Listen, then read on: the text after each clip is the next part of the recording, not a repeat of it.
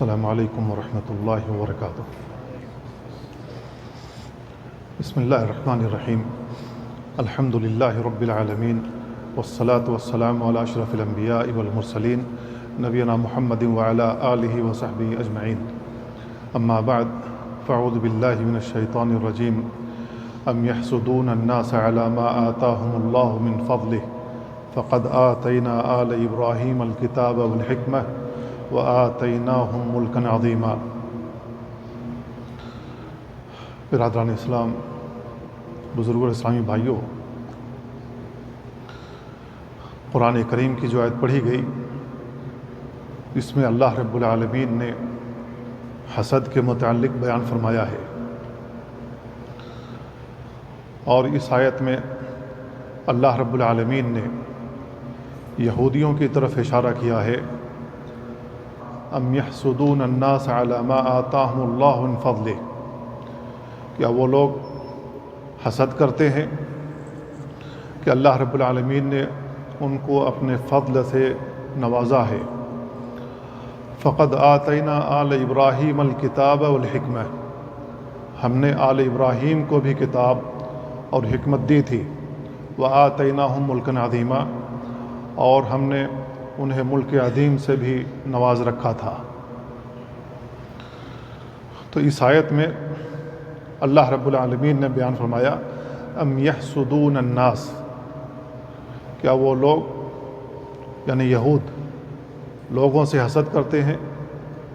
تو اس آیت میں الناس جو کہا گیا ہے یہ اللہ کے نبی صلی اللہ علیہ وسلم کی طرف اشارہ ہے، مراد اللہ کے نبی صلی اللہ علیہ وسلم ہے۔ تو یہودی اللہ کے نبی صلی اللہ علیہ وسلم سے حسد کرتے تھے۔ حسد کیوں کرتے تھے؟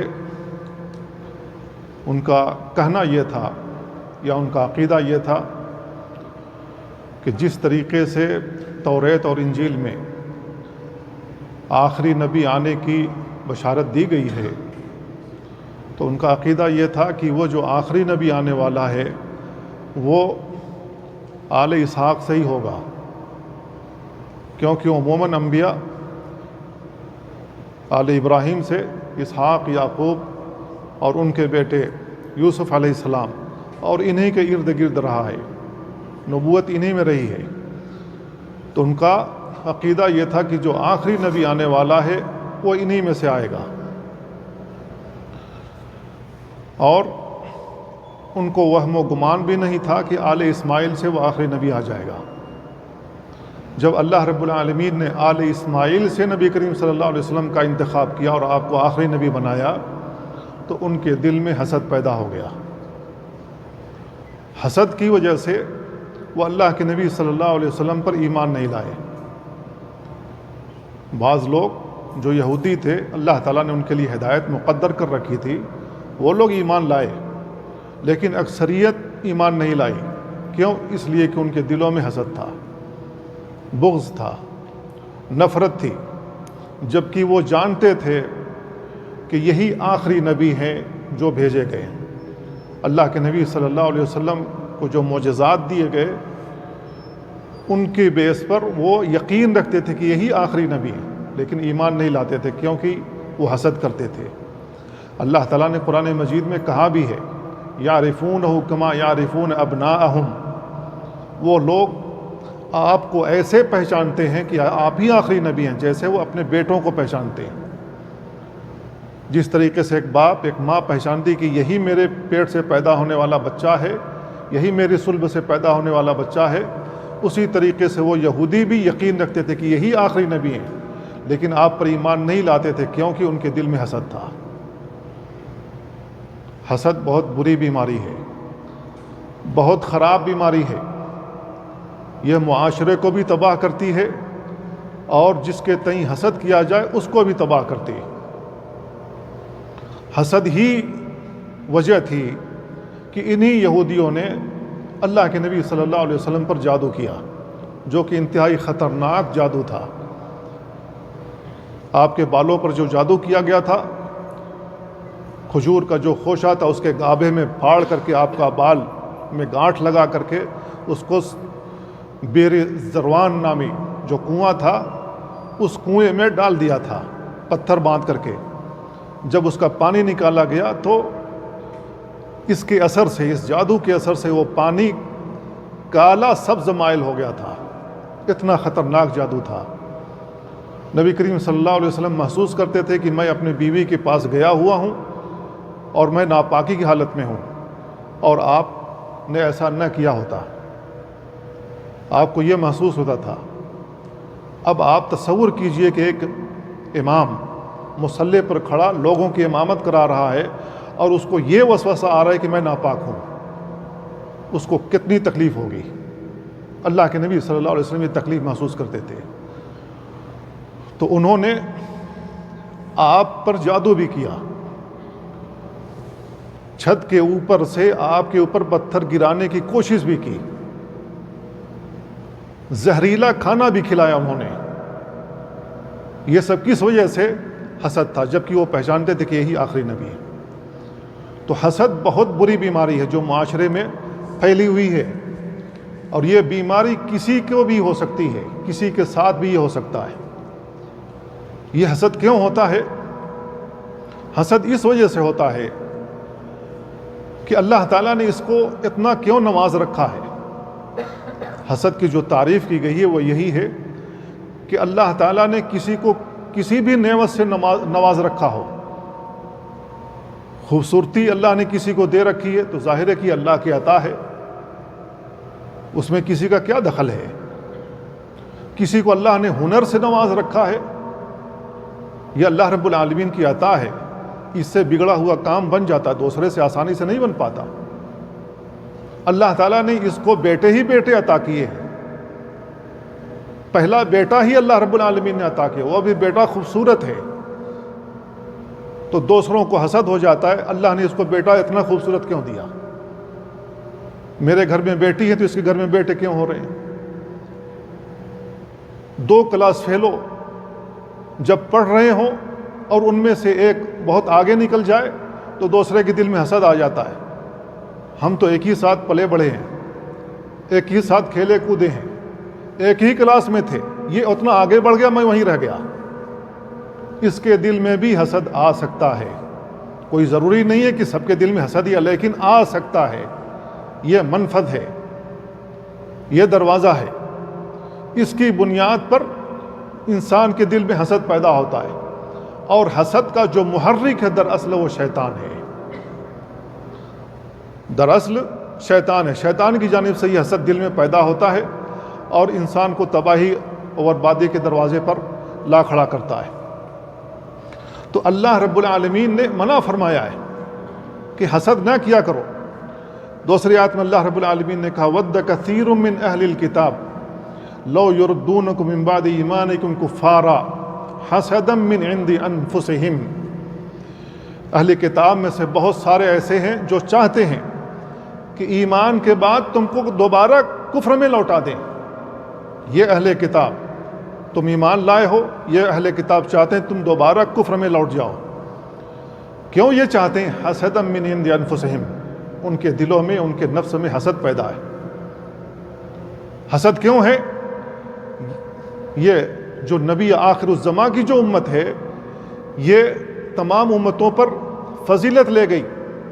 تمام امتوں سے زیادہ ان کی جماعت ہوگی قیامت والے دن، اور انہی کا نبی کے ہاتھ میں لواء الحمد ہوگا قیامت والے دن. تمام امت آپ کے پیچھے ہوگی. یہ لوگ جنت میں جانے والے، ان کی تعداد زیادہ. تو ان کے دل میں حسد یہ ہے کہ یہ امت تعداد میں اتنی زیادہ ہم سے کیوں ہو جائے گی. ان کے دل میں یہ حسد ہے. تو لہذا یہ چاہتے ہیں کہ جیسے وہ کافر بنے ہوئے تم بھی بن جاؤ. حسدا من عند انفسهم من بعد ما تبين لهم الحق. حق واضح ہو جانے کے بعد بھی ان کے دل میں یہ حسد ہے. تو اللہ رب العالمین نے ہمیں اور آپ کو کیا حکم دیا؟ فاعفو، درگزر سے کام لو. اگر کوئی حسد کرتا ہے، کوئی آپ کے خلاف کارروائی کرتا ہے تو بردباری سے کام لو، اور بہت ہی جلدی میں کڑا فیصلہ نہ لو، بلکہ درگزر سے کام لو. فاعفو، معاف کرو، واصفحوا، درگزر کرو. حتیٰ یأتی اللہ بامرہ، یہاں تک کہ اللہ تعالیٰ اپنا حکم لائے گا. ان اللہ علی کل شیء قدیر، بے شک اللہ تعالیٰ ہر چیز پر قادر ہے. تو اس آیت میں اللہ رب العالمین نے واضح الفاظ استعمال کیا ان یہودیوں کے تعلق سے کہ یہ لوگ حسد کرتے ہیں تاکہ تم دوبارہ کفر میں لوٹ جاؤ۔ تو حسد بہت بری بیماری ہے جو کسی کو بھی لگ سکتی ہے، کسی فرد واحد کو بھی، کسی قوم کو بھی، اجتماعی طور پر وہ آپ کے پیچھے پڑ سکتے ہیں۔ بحیثیت مسلمان ہمیں شعور کرنا چاہیے کہ اللہ رب العالمین نے جو ہمیں ایمان کی طاقت سے نواز رکھا، اسلام جیسی نعمت سے نواز رکھا ہے، یہ کتنی عظیم دولت ہے جس پر ان کی نگاہ موجود ہے۔ اس کو بچائے رکھنا ہے، اس کے مطابق زندگی گزارنا ہے، اس پر اپنے آپ کو سنوارنا ہے اور اپنے اولادوں کو تیار رکھنا ہے، کیونکہ ہم اپنے بعد اپنے سے بہتر معاشرہ دیکھنے کی توقع رکھتے ہیں۔ ہمارے اندر خامیاں ہو سکتی ہیں، ہم چاہتے ہیں کہ وہ خامیاں دور ہوں، لیکن ہم یہ نہیں چاہتے ہیں کہ ہماری اولاد جو ہماری نسل آنے والی ہے وہ خامیاں ان کے اندر بھی یہ پائی جائیں، نہیں چاہتے، کوئی بھی نہیں چاہتا۔ لہذا آنے والی نسلوں کی اصلاح کرو۔ تو حسد کسے کہتے ہیں؟ حسد کہتے ہیں کسی کی کوئی بھی نعمت ہم اور آپ اپنی آنکھوں سے دیکھیں تو اپنے دل میں تمنا رکھیں کہ اللہ تعالیٰ اس کی وہ نعمت زائل کر دے، اس کی وہ نعمت ختم ہو جائے۔ اور حسد میں یہ بھی شامل ہے کہ ہم یہ تو تمنا رکھیں کہ اس کی وہ نعمت ختم ہو جائے، زائل ہو جائے، وہ مجھے مل جائے۔ وہ جو نعمت ہے، جس عہدے پر وہ برقرار ہے، موجود ہے، اللہ نے اس کو وہ چیز عطا کر رکھی ہے۔ اب ہم یہ چاہتے ہیں، دل میں حسد موجود ہے کہ اللہ تعالیٰ اس کو وہاں سے ہٹائے، دل میں یہ حسد رکھتے ہیں کہ اللہ تعالیٰ نے اس کو وہاں کیوں بٹھا رکھا ہے، ہم اس کو وہاں نہیں دیکھنا چاہتے، اور دل میں تمنا یہ رکھتے ہیں کہ وہ کرسی مجھے ملے۔ اس کے لیے ریشہ دوانیاں ہم شروع کرتے ہیں، کرسی کی ٹانگ کھینچنے کے لیے کس جانب سے کھینچیں کہ وہ ٹوٹ جائے، یہ حسد کا نتیجہ نکلتا ہے۔ تو ہمیں اور آپ کو حسد سے بچنا چاہیے۔ حسد جو بیماری ہے یہ سب سے پہلے ابلیس کے دل میں پیدا ہوئی۔ ابلیس کے دل میں اللہ رب العالمین نے آدم علیہ السلام کو پیدا کیا، آدم علیہ السلام کو پیدا کرنے کے بعد ان کو جنت میں رکھا اور تمام مخلوقات جو اس وقت موجود تھے ان سے سجدہ کروایا، ابلیس میں اس میں شامل تھا۔ اللہ رب العالمین نے کہا وَإِذْ قُلْنَا لِلْمَلَائِكَةِ اسْجُدُوا لِآدَمَ فَسَجَدُوا إِلَّا إِبْلِيسَ، جب ہم نے فرشتوں سے کہا آدم کا سجدہ کرو تو سب نے سجدہ کیا سوائے ابلیس کے، ابا، اس نے انکار کیا، سجدہ کرنے سے انکار کیا، واستکبر، دل میں تکبر آ گیا۔ دل میں تکبر کیا ہے؟ انا خیر من خلقتنی من نار وخلقتہ من طین، میں اس سے بہتر ہوں، اس کرسی کا حقدار میں ہوں، اس سے زیادہ میں ہوں، میں پڑھا لکھا ہوں، میں ٹیلنٹڈ ہوں، میں اس سے بہتر کر سکتا ہوں۔ یہی ابلیس کے دل میں آیا، انا خیر منہ، میں اس سے بہتر ہوں۔ انکار کیا، دل میں تکبر آیا۔ وَكَانَ مِنَ الْكَافِرِينَ، جب ایسا ہوا تو اللہ تعالیٰ نے کہا وہ کافروں میں سے ہو گیا۔ کافر کس کو کہتے ہیں؟ انکار کرنے والا، وہ انکار کرنے والا ہو گیا۔ اللہ رب العالمین نے دوسری جگہ بیان فرمایا قال یا ابلیس ما منعک ان تسجد لما خلقت بیدی، اے ابلیس تجھے کون سی چیز مانے ہوئی، کس نے تم کو روکا کہ تم اس کا سجدہ کرو جس کو میں نے اپنے دونوں ہاتھوں سے بنایا ہے۔ خلقت بیدی، میں نے اپنے دونوں ہاتھوں سے اس کو بنایا ہے، اس کو سنوارا ہے۔ استکبرت ام کنت من العالین، کیا تو تکبر کرنے والا ہو گیا یا تو تعلی کرنے والوں میں سے، اپنے آپ کو بڑا اونچا سمجھنے والوں میں ہو گیا؟ قال انا خیر من، تو اس نے کہا میں اس سے بہتر ہوں، خلقتنی من نار و خلقتہ من طین، تو نے مجھے آگ سے پیدا کیا اور تو اس کو مٹی سے۔ تو اللہ رب العالمین کا جب اس نے حکم نہیں مانے، ففسق عن امر ربہ، جیسا کہ سورہ کہف میں اللہ نے کہا کہ اللہ کا حکم ماننے سے اس نے روگردانی کی، تو کیا کیا اللہ رب العالمین نے؟ قال فاخرج منها فانک رجیم، یہاں سے نکلو۔ اللہ نے جو اس کو عزت دے رکھی تھی، کرامت کا لباس پہنا رکھا تھا، اس کو وہاں سے نکالا۔ فاخرج منها فانک رجیم، تو مردود ہے۔ وان علیک لعنتی الی یوم الدین، میری لعنت تیرے اوپر قیامت تک پڑتی رہے گی۔ لعنت کس کو کہتے ہیں؟ اللہ کی رحمت سے دور ہونے کو۔ تو اللہ رب العالمین اس ابلیس سے کہہ رہا ہے کہ تو میری رحمت سے قیامت تک کے لیے دور ہو گیا۔ ہم انسان کو جو حکم ہے شریعت میں وہ یہ ہے کہ ہم کسی کو لعنت نہ دیں۔ اللہ کے نبی صلی اللہ علیہ وسلم نے کسی کو بھی لعنت دینے سے منع فرمایا۔ اللہ کے نبی صلی اللہ علیہ وسلم نے کیوں منع فرمایا لعنت دینے سے؟ اس لیے کہ کسی مومن کو لعنت دینا اس کو قتل کرنے کی طرح ہے۔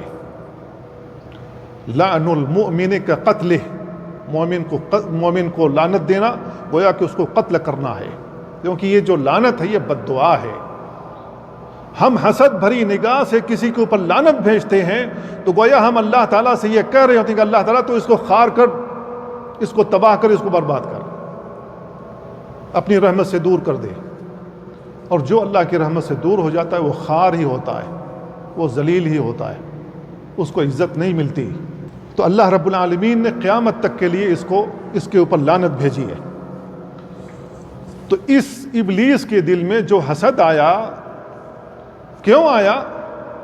میں اس سے بہتر ہوں، میں اس سے بہتر، اس کا سجدہ میں کیوں کروں، اس کو میرا سجدہ کرنا چاہیے۔ اب وہ یہ بھول گیا کہ اللہ کا حکم ہے۔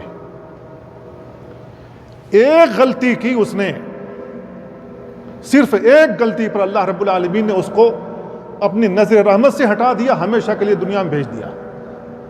اور اللہ رب العالمین نے کہا جو اس کی اتباع کرے گا میں اس کے ساتھ اس کو بھی جہنم میں ڈال دوں گا ہمیشہ کے لیے۔ ایک غلطی کی وجہ سے یہ ابلیس پکڑا گیا۔ ہم اور آپ کو سوچنا چاہیے ہم کتنی غلطیاں کرتے ہیں، اللہ رب العالمین کی کتنی نافرمانی کرتے ہیں۔ ہمیں اور آپ کو بھی سوچنا چاہیے اگر اللہ رب العالمین کی پکڑ ہماری غلطی پر نہیں آ رہی ہے تو اس کا مطلب کیا ہے کہ اللہ رب العالمین ہم کو ڈھیل دے رہا ہے۔ اب پلٹ آئے گا، اب باز آ جائے گا، اب رک جائے گا، اب میری طرف مائل ہو جائے گا، اب توبہ کر لے گا۔ لیکن جب انسان نہیں سمجھتا ہے تو اللہ رب العالمین کی جب پکڑ آتی ہے تو اس وقت انسان کو ہوش آتا ہے اور سوچنا شروع کر دیتا ہے کہ میری غلطیاں، میری لغزشات کہاں کہاں ہیں، پھر اللہ کی طرف وہ لوٹتا ہے، معافی مانگتا ہے۔ تو ابلیس کے دل میں سب سے پہلے حسد آیا۔ اسی طریقے سے دنیا میں جو سب سے پہلا حسد ہوا وہ آدم علیہ السلام کے دو بیٹوں میں ہوا، دو بیٹوں میں ہوا۔ اللہ رب العالمین نے ان کا ذکر قرآن کریم میں کیا، وَاتْلُ عَلَيْهِمْ نَبَأَ ابْنَيْ آدَمَ بِالْحَقِّ إِذْ قَرَّبَا قُرْبَانًا فَتُقُبِّلَ مِنْ أَحَدِهِمَا وَلَمْ يُتَقَبَّلْ مِنَ الْآخَرِ قَالَ لَأَقْتُلَنَّكَ قَالَ إِنَّمَا يَتَقَبَّلُ اللَّهُ مِنَ الْمُتَّقِينَ لئن بسطت إلي يدك لتقتلني ما أنا بباسط يدي إليك لأقتلك إني أخاف الله رب العالمين إني أريد أن تبوء بإثمي وإثمك فتكون من أصحاب النار وذلك جزاء الظالمين فتوعت له نفسه قتل أخيه فقتله فأصبح من الخاسرين فبعث الله غرابا يبحث في الأرض ليريه كيف يواري سوءة أخيه قال يا ويلتى أعجزت أن أكون مثل هذا الغراب فأواري سوءة أخي فأصبح من النادمين۔ سورہ مائدہ کی یہ آیتیں، اس کا خلاصہ یہ ہے کہ آدم علیہ السلام کے دو بیٹے جن کا نام حابیل اور قابیل ہے، اللہ رب العالمین کا کرنا ایسا ہوتا تھا، اللہ تعالیٰ نے ایسا مقدر کر رکھا تھا آدم علیہ السلام کے لیے کہ ان کو ہمیشہ جڑوا بچے پیدا ہوتے تھے، اور جڑوا بچوں میں ایک بیٹی اور ایک بیٹا، ہمیشہ آدم علیہ السلام کے بچے ایسے ہی پیدا ہوتے رہے۔ اب آدم علیہ السلام کی شریعت میں یہ تھا کہ اس جڑوا بیٹے کا جو بیٹا ہے، ان جڑوا اولادوں کا جو بیٹا ہے اس بیٹی سے شادی کرے گا، اور اس کا جو بیٹا ہے اس بیٹی سے شادی کرے گا، عکس، یہ ان کی شریعت میں تھا۔ اب حابیل کے ساتھ جو لڑکی پیدا ہوئی وہ ذرا خوبصورت نہیں تھی، قابیل کے ساتھ جو لڑکی پیدا ہوئی وہ بہت خوبصورت تھی۔ اب قابیل کے ساتھ جو لڑکی پیدا ہوئی وہ خوبصورت تھی، وہ کس کے حصے میں آ رہی تھی؟ حابیل کے۔ اور حابیل کے ساتھ جو لڑکی پیدا ہوئی تھی وہ خوبصورت نہیں تھی، وہ قابیل کے حصے میں آ رہی تھی، اس کی زوجہ بن رہی تھی۔ اب قابیل نے کہا میں اس لڑکی سے شادی نہیں کروں گا جو خوبصورت نہیں ہے، میں اسی سے شادی کروں گا جو میرے ساتھ پیدا ہوئی۔ یہ اس پر اکڑ گیا، میں اس سے نہیں کروں گا۔ تو اب معاملہ آدم علیہ السلام کے پاس پہنچا۔ آدم علیہ السلام نے کہا تم سب اللہ کی بارگاہ میں قربانی پیش کرو۔ تو حابیل یہ بکریوں کا چرواہا تھا، اس کے پاس ریوڑ تھے بکریوں کے، جانوروں کے، تو اس نے سب سے عمدہ جانور کا انتخاب کیا، سب سے عمدہ، جو خوبصورت بھی تھا، فربا بھی تھا، ہر اعتبار سے وہ خوبصورت تھا، کیونکہ وہ نیک انسان تھا۔ وہ جانتا تھا کہ جب معاملہ اللہ کے پاس پہنچ گیا، اللہ کے دربار میں پہنچ گیا ہے، تو اللہ کے بارگاہ میں اچھی چیز پیش کرنی چاہیے تاکہ میری چیز قبول ہو۔ اور قابیل یہ کسان آدمی تھا، غلہ پیدا کرتا تھا، اس نے جو بھی غلہ پیدا ہوتا تھا اس میں جو خراب قسم کا غلہ تھا وہ لے جا کر اللہ کی بارگاہ میں رکھا، اور اس وقت ایسا ہوتا تھا کہ آسمان سے بجلی آتی تھی تو جو اللہ کے لیے پیش کیا گیا ہے وہ اس کو جلا کر خاک کر دیتی تھی۔ تو یہ اس بات کی دلیل ہوتی تھی اللہ نے اس کی قربانی یا اس نے جو اللہ کی بارگاہ میں پیش کیا ہے، اللہ تعالیٰ نے اس کی وہ عبادت قبول فرمائی۔ تو آسمان سے بجلی آئی، اور حابیل نے جو بہترین قسم کا جانور پیش کیا تھا، اللہ نے آسمان سے بجلی آئی، اس کو خاک کر دیا، اس کو جلا دیا، جو اس بات کی دلیل تھی کہ اللہ نے حابیل کی قربانی قبول کی، اس کی نہیں قبول کی۔ اب اس نے گندے قسم کا یا خراب قسم کا جو پیش کیا تھا، اس کے دل میں یہی بات تھی، چاہے میری قبول ہو یا نہ ہو، میں تو کروں گا اسی سے شادی، میری قبول ہو یا نہ ہو۔ اب دیکھیں، ایک متقی انسان اللہ کی بارگاہ میں بہترین چیز پیش کرتا، کیونکہ وہ سمجھتا ہے کہ میں تجارت اللہ کے ساتھ کر رہا ہوں، دل کھلا ہوا ہے، دل صاف ہے، بہترین چیز اللہ کی بارگاہ میں پیش کیا، اللہ نے اس کی قبول فرمائی۔ اس نے کہا قبول ہو نہ ہو میں یہی پیش کر دیتا ہوں، فارمیلٹی پوری کر دیتا ہوں، اللہ نے اس کو قبول نہیں کی، کیونکہ وہ متقیوں میں سے نہیں تھا۔ اللہ رب العالمین نے کہا انما یتقبل اللہ من المتقین، اللہ متقیوں کا عمل قبول کرتا ہے، تو وہ متقی تھا یا متقی نہیں تھا۔ اب اس نے کیا کیا، میری قربانی تو قبول ہوئی نہیں، آدم علیہ السلام کا فیصلہ آ گیا کہ یہ اس سے شادی کرے گا یا اس سے، کیونکہ اللہ کا بھی فیصلہ یہی ہے۔ اس نے کہا میں ایسا نہیں کر سکتا، اس نے اپنے بھائی کو ہی قتل کر دیا، سگا بھائی۔ اللہ رب العالمین نے اس کے لیے جائز نہیں رکھا تھا، روا نہیں رکھا تھا کہ وہ اس کو قتل کرے، لیکن اس نے اپنے بھائی کو قتل کر دیا۔ دنیا میں ناحق جو قتل ہوا ہے، سب سے پہلا ناحق قتل آدم کے انہی دو بیٹوں میں سے قابیل نے کیا۔ اللہ کے نبی صلی اللہ علیہ وسلم بیان فرماتے ہیں دنیا میں جب تک ناحق قتل ہوتا رہے گا، قیامت تک جب تک ناحق قتل ہوتا رہے گا، اس کا ایک حصہ اس قابیل کو بھی جائے گا۔ کیوں؟ اس لیے کہ اس نے ناحق قتل کی بنیاد رکھی ہے۔ اس لیے میرے بھائیوں، ناحق چیز اگر سامنے آتی ہے تو اس کو وہیں روک دو، اس کو فارورڈ مت کرو، کیونکہ وہ جو ناحق چیز ہے اس کو فارورڈ کرو گے، آپ کے فارورڈ کرنے کی وجہ سے اس غلط چیز پر کوئی شخص عمل پیرا ہوگا، تو جب تک وہ عمل پیرا ہوگا اس کا گناہ آپ کو پہنچتا رہے گا۔ تو یہ اللہ رب العالمین نے پورا قصہ ان آیتوں میں بیان فرمایا ہے۔ تو اس قابیل کی آنکھ کھولنے کے لیے اب دل میں حسد ہے، تو اس کو معلوم بھی نہیں تھا مجھے اپنے بھائی کی لاش کے ساتھ کرنا کیا ہے۔ اللہ رب العالمین نے کوا بھیجا، دوسرا کوا مرا ہوا تھا، تو اس نے اپنے پاؤں سے زمین کھرچ کھرچ کر کے گڈھا کیا، گڈھا کر کے اپنے مردہ کوے کو اس کے اندر دفن کر دیا۔ تب اس کی آنکھ کھلی کہ میں نے اپنے بھائی کے ساتھ کیا کیا۔ تو اللہ رب العالمین نے کہا فَبَعَثَ اللَّهُ غُرَابًا يَبْحَثُ فِي الْأَرْضِ لِيُرِيَهُ كَيْفَ يُوَارِي سَوْءَةَ أَخِيهِ۔ تو اب اس نے کیا کہا قابیل نے، یا ویلتا اعجزت ان اکون مثل هذا الغراب، میرے لیے ویل ہے، میں اس کوے کی طرح بھی نہیں ہو سکا کہ میں اپنے بھائی کو گڈھا کھود کر کے، قبر کھود کر کے اسے دفن کر دوں، میں اس کے مثل بھی نہیں ہو سکا۔ اللہ رب العالمین نے اس کوے کے ذریعے سے اس کی آنکھ کھولی۔ تو میرے بھائیو، جب حسد پیدا ہوتا ہے بھائیوں کے اندر بھی، تو دوسرا بھائی درپے ہو جاتا ہے قتل کرنے کے لیے، حتیٰ کہ قتل بھی کر دیتا ہے۔ تو آسمان میں جو سب سے پہلا حسد ہوا وہ وہاں ہوا، ابلیس کے ذریعے سے آدم علیہ السلام کے خلاف۔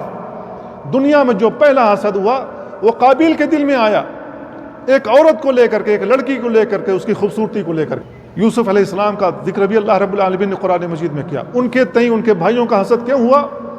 اس لیے کہ یعقوب علیہ السلام یوسف علیہ السلام کو اپنے دل سے قریب رکھتے تھے، ان کو پیارتے تھے، وہ لاڈلے تھے یعقوب علیہ السلام کے۔ ان بھائیوں کو نہیں دیکھا جاتا تھا کہ یعقوب علیہ السلام ان کو کیوں اتنا پیار دے رہے ہیں، ان کے دل میں حسد پیدا ہوا. اب بھائی کو ہلاک کرنے کے لیے, تباہ کرنے کے لیے, جان لینے کے لیے بھائی باپ سے جھوٹ بولا کہ یہ کبھی کھیلنے کے لیے نہیں جاتا, یہ کمزور رہ جائے گا وغیرہ وغیرہ. بہانہ بنائے, ان کو دھوکے سے لے گئے, کنویں میں ڈال دیا, اور آ کر کے جھوٹ بھی بولا کہ یہ دیکھیے بھیڑیا کھا گیا ہے. تو میرے بھائیوں دیکھیں, ماں جائے بھائی کو ان بھائیوں نے قتل کر دیا. پھر اس کے بعد انہوں نے کیا کہا, اس کو اپنے راستے سے ہٹا دو, بعد میں ہم نیک بن جائیں گے. اللہ نے انہی آیتوں میں جہاں پر یہ بات ذکر کی ہے کہا کہ ہم بعد میں نیک بن جائیں گے. تو یہ 2-3 واقعے جو میں نے ذکر کیے ہیں, کیوں ذکر کیے ہیں کہ ایسا کسی کے ساتھ بھی ہو سکتا ہے. یعقوب علیہ السلام کیا نبی نہیں تھے؟ کیا انہوں نے اپنے بچوں کی جو پرورش کی ہوگی وہ عمدہ طریقے سے, اچھے طریقے سے نہیں کی ہوگی؟ ایک نبی اپنی اولاد کی کیسے پرورش کر سکتا ہے؟ لیکن دل میں حسد کسی کے بھی آ سکتا ہے, شیطان کسی کے دل میں حسد پیدا کر سکتا ہے. تو انہوں نے یوسف علیہ السلام کو بھی نہیں چھوڑا. تو اللہ رب العالمین نے اس سے منع فرمایا ہے. اللہ رب العالمین نے کہا لا تتمنوا ولا تتمنوا ما فضل اللہ بعضکم علی بعض. تم اس چیز کی تمنا نہ کرو کہ اللہ رب العالمین نے تم میں سے بعض کو بعض پر فضیلت دے رکھی ہے. اس چیز کی تمنا نہ کرو, بعض کو بعض پر اللہ نے جو فضیلت دے رکھی ہے اس کی تمنا نہ کرو. اللہ رب العالمین نے انبیاء کو بھی ایک دوسرے پر فضیلت دے رکھی. تلک الرسل فضلنا بعضهم علی بعض. بعض رسول کو بعض پر اللہ نے کہا کہ میں نے فضیلت دے رکھی ہے. اسی طریقے سے ہم میں سے بعض کو ایک دوسرے پر فضیلت دے رکھی ہے. یہ ہم محسوس کرتے ہیں اور جانتے بھی ہیں. تو اللہ رب العالمین صاف لفظوں میں کہہ رہا ہے لا ولا تتمنوا ما فضل اللہ به بعضکم علی بعض. تم میں سے بعض کو بعض پر اللہ نے جو فضیلت دے رکھی ہے اس کی تمنا نہ کرو. للرجال نصیب مما اکتسبوا. آدمی کے لیے وہ ہے جو انہوں نے کمایا ہے. وللنساء نصیب مما اکتسبن. اور عورتوں کے لیے وہ ہے جو انہوں نے کمایا ہے. واسألوا اللہ من فضلہ. اللہ سے اس کا فضل مانگو. کیسے مانگو؟ اللہ رب العالمین جس طریقے سے تو نے اس کو اولاد سے نواز رکھا ہے, مجھے بھی اولاد سے نواز دے تو تیرے خزانے میں سے کون سی کمی آ جائے گی. مانگنے کا طریقہ سیکھو. اللہ رب العالمین جس طریقے سے تو اس کو مرض سے دور رکھا ہوا ہے, آزمائش سے دور رکھا ہوا ہے, اللہ رب العالمین مجھ کو بھی ان پریشانیوں سے دور کر دے, تیرے خزانے میں کون سی کمی آ جائے گی. ہم عاجزی تو اختیار کریں اللہ رب العالمین کے سامنے, اور اللہ رب العالمین سے کہیں تو صحیح واسألوا اللہ من فضلہ. اللہ سے اس کا فضل مانگو. اللہ رب العالمین جس طریقے سے تو نے اس کو مال و اولاد سے نواز رکھا ہے مجھے بھی نواز دے. جس طریقے سے تو اسے علم اور ہنر سے نواز رکھا ہے مجھے بھی نواز دے. میں بھی اسی طریقے سے کام کرنا چاہتا ہوں جس طریقے سے وہ کر رہا ہے, بلکہ اس سے اچھا کروں گا. اللہ سے وعدہ کرو. پھر دیکھو اللہ رب العالمین اپنی رحمت کے دروازے کھولتا ہے یا نہیں کھولتا ہے. مانگنا ہے اللہ رب العالمین سے مانگو. جب اللہ رب العالمین نے اس کو نواز دیا تو تمہارے دل میں حسد کیوں پیدا ہو گیا کہ اللہ نے اس کو بیٹا کیوں دیا, مجھ کو بیٹی کیوں دے رہا ہے؟ کیوں حسد پیدا ہو رہا ہے؟ اس کو نوکری دے رہا, مجھ کو نہیں دے رہا ہے, کیوں حسد پیدا ہو رہا ہے؟ اس کو فلاں عہدہ مل گیا, مجھے نہیں مل رہا ہے, کیوں حسد پیدا ہو رہا ہے؟ یہ تو اللہ کی دین ہے. جو شخص ایسا کرتا ہے اس کے دل میں یہ حسد پیدا ہوتا ہے کہ اس کو کیوں دیا, مجھ کو کیوں نہیں, تو یہ اللہ رب العالمین کی تقسیم سے راضی نہیں ہے. اللہ رب العالمین کی تقسیم پر اس کو اعتراض ہے. اب اللہ کی تقسیم پر اعتراض کرنے والا وہ کیسا ہو سکتا ہے, ہم اور آپ اندازہ لگا سکتے ہیں, اور لگانا بھی چاہیے. تو میرے بھائی اللہ رب العالمین صاف لفظوں میں منع کر رہا ہے. کہا کہ اگر کسی کی کوئی چیز اچھی لگتی ہے تو مانگو اللہ رب العالمین سے وہی چیز, اور کہو کہ اللہ رب العالمین جس طریقے سے تو نے اس کو نواز رکھا ہے مجھے بھی نواز دے. ان اللہ کان بکل شیء علیم. اللہ رب العالمین ہر چیز کو جانتا ہے, ہر چیز کو جانتا ہے. دوسری آیت میں اللہ رب العالمین نے کہا ولا تمدن عینیک الی ما متعنا به ازواجا منهم زہرۃ الحیاۃ الدنیا لنفتنهم فیہ ورزق ربک خیر وابقی. سورہ طہ کی آیت ہے. سورہ ہجر میں اللہ رب العالمین نے کہا ولا تمدن عینیک الی ما متعنا به ازواجا منهم ولا تحزن علیہم واخفض جناحک للمؤمنین. ان دونوں آیتوں میں اللہ رب العالمین منع فرما رہا ہے کہ اپنی آنکھ اس کی طرف اٹھا کر کے نہ دیکھو جس کو اللہ نے اپنے فضل سے نواز رکھا ہے, حسد کی نگاہ سے نہ دیکھو. تو اللہ رب العالمین ہمیں منع کرتا ہے یہ اتنی خراب چیز ہے، حسد اتنی خراب چیز ہے کہ یہ حسد کی چنگاری جب آدمی کی آنکھ سے نکل کر کسی کے اوپر پڑتی ہے تو اس کی صحت خراب ہو سکتی ہے، اس کی اولاد تباہ ہو سکتی ہے، اس کا کاروبار برباد ہو سکتا ہے۔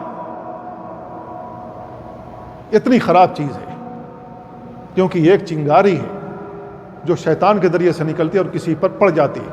اسی وجہ سے اللہ رب العالمین نے ہمیں اور آپ کو سکھایا ہے، من شر حاسد اذا حسد، جب حاسد حسد کرتا ہے اس کے شر سے اللہ کی پناہ مانگو۔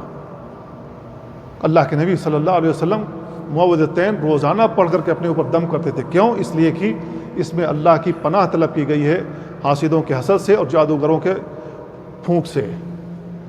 تو ہمیں اللہ کی پناہ طلب کرنی چاہیے ان حاسدین کے حسد سے۔ اللہ کے نبی صلی اللہ علیہ وسلم ایک حدیث میں بیان فرماتے ہیں، ایاکم والحسد، حسد سے بچو۔ اللہ کے نبی صلی اللہ علیہ وسلم کی یہ حدیث انس بن مالک رضی اللہ تعالیٰ عنہ سے مروی، آپ نے بیان فرمایا ایاکم والحسد، حسد سے بچو، فإن الحسد یأکل الحسنات کما تأکل النار الحطب، اس لیے کہ یہ جو حسد ہے یہ نیکیوں کو اس طریقے سے کھا جاتا ہے جس طریقے سے آگ لکڑی کو، لکڑی کے اوپر آگ لگ جائے تو پھر وہ لکڑی نہیں رہتی، وہ کوئلہ ہو جاتی ہے۔ اسی طریقے سے جس انسان کے دل میں حسد اور کسی سے حسد کر رہا ہو تو اس کی اگر نیکیاں موجود ہیں تو اس کی نیکیاں ختم ہو جائیں گی۔ اللہ کے نبی صلی اللہ علیہ وسلم سے منع فرمایا ہے۔ بہترین کون انسان ہے؟ بہترین انسان وہ ہے جس کا دل صاف ہو، جس کا دل پاک ہو حسد سے، اور جس کا دل حسد سے پاک ہوتا ہے وہی سکون کی نیند لیتا ہے، کیونکہ جس کے دل میں حسد ہوتا ہے وہ رات کی نیند بھی اسی حسد کے پیچھے برباد کرتا ہے، کیونکہ جس کے تئیں وہ حسد کرتا ہے اس کے تئیں وہ جال بن رہا ہوتا ہے۔ کون سا پاسا پھینکوں، کون سی گانٹھ لگاؤں کہ وہ گرے، یہ رات بھر وہ جال بن رہا ہوتا ہے، اور اس حسد کی وجہ سے اس کا خون گرم ہو رہا ہوتا ہے۔ اسی وجہ سے حاسد ہمیشہ بلڈ پریشر کا مریض ہوتا ہے۔ اپنے آپ کو اس مرض سے چھٹکارا دلانا ہے تو دل کے صاف بنو۔ صبح ہونے سے پہلے، رات ہو گئی ہے، صبح ہونے سے پہلے پہلے جس کے تئیں بھی حسد ہے اپنے دل سے حسد کو نکال پھینکو، پھر دیکھو رات کی نیند سکون سے کیسے آتی ہے، تمہارا یہ مرض خود بخود اللہ رب العالمین کیسے دور کرتا ہے۔ حسد اتنی بری بیماری ہے، تو یہ ہمارے جسموں کو بھی خراب کرتی ہے، دوسروں کو بھی خراب کرتی ہے۔ عبداللہ بن عمرو بن عاص رضی اللہ عنہما کی یہ حدیث آتی ہے، اللہ کے نبی صلی اللہ علیہ وسلم سے کہا گیا، پوچھا گیا، ای الناس افضل، لوگوں میں سب سے افضل انسان کون ہے؟ آپ نے بیان فرمایا، کل مؤمن مخموم القلب صدوق اللسان، قالوا صدوق اللسان نعرفه فما مخموم القلب، قال هو التقی النقی لا اثم فیہ ولا بغی ولا غل ولا حسد۔ ابن ماجہ کی روایت ہے۔ اللہ کے نبی صلی اللہ علیہ وسلم سے پوچھا گیا کہ کون انسان سب سے افضل ہے؟ آپ نے بیان فرمایا کہ ہر وہ مومن جو مخموم القلب ہے، زبان کا سچا ہے۔ صحابہ نے کہا اللہ کے نبی زبان کا سچا یہ تو ہم جانتے ہیں، مخموم القلب کیا ہوتا ہے؟ آپ نے بیان فرمایا ہوا تقی، وہ متقی انسان ہے، النقی جو پاک و صاف ہے، جس کا دل قدورت سے پاک ہے، لا اثم فیہ جس کے اندر گناہ نہیں ہے، ولا بغی نہ اس کے اوپر حد سے تجاوز کرنا، بغاوت کرنا ہے، ولا غل نہ اس کے دل میں کینہ کپٹ ہے، ولا حسد اور نہ حسد ہے۔ ان خامیوں سے کسی کا دل اگر پاک ہے تو وہ نبی کریم صلی اللہ علیہ وسلم نے فرمایا کہ وہ افضل انسان ہے۔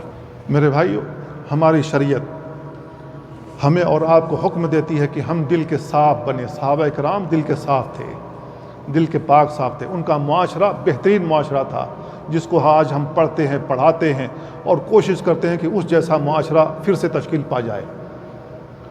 ہم اللہ رب العالمین سے بھی دور، اللہ رب العالمین کی رحمت سے بھی دور۔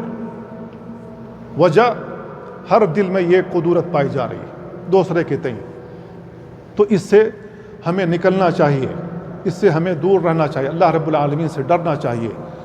وَلِمَنْ خَافَ مَقَامَ رَبِّهِ جَنَّتَانِ، جو اللہ کے سامنے کھڑا ہونے سے ڈر گیا اس کے لیے 2 جنت ہے، اللہ رب العالمین ڈبل جنت سے نوازے گا۔ اللہ رب العالمین نے بیان فرمائے وَأَمَّا مَنْ خَافَ مَقَامَ رَبِّهِ وَنَهَى النَّفْسَ عَنِ الْهَوَىٰ فَإِنَّ الْجَنَّةَ هِيَ الْمَأْوَىٰ، جو شخص اپنے رب کے سامنے کھڑا ہونے سے ڈر گیا اور اپنے آپ کو، اپنے نفس کو ہوائے نفس سے بچا کے رکھا، تو جنت اس کا ٹھکانہ ہے۔ تو میرے بھائیو، ہم اللہ کی عبادت کرتے ہیں، مسلمان ہیں، تو ایسی صورت میں ہم اس وجہ سے ہیں کہ ہم اللہ رب العالمین کی جنت میں چلے جائیں۔ ہم سب جانتے ہیں دنیا میں ہم ہمیشہ رہنے کے لیے نہیں آئے، دنیا چھوڑ کر کے جائیں گے۔ تو جنت اگر ہمیں حاصل کرنی ہے اور سکون کی زندگی گزارنی ہے تو اپنے آپ کو اس مرض سے دور رکھنا ہوگا۔ اللہ تعالیٰ سے دعا اللہ ہمیں ان باتوں کو سمجھنے اور ان پر عمل کرنے کی توفیق عطا فرمائے۔ وصلی اللہ وسلم علی نبینا محمد وعلی آلہ وصحبہ اجمعین۔ السلام علیکم ورحمۃ اللہ۔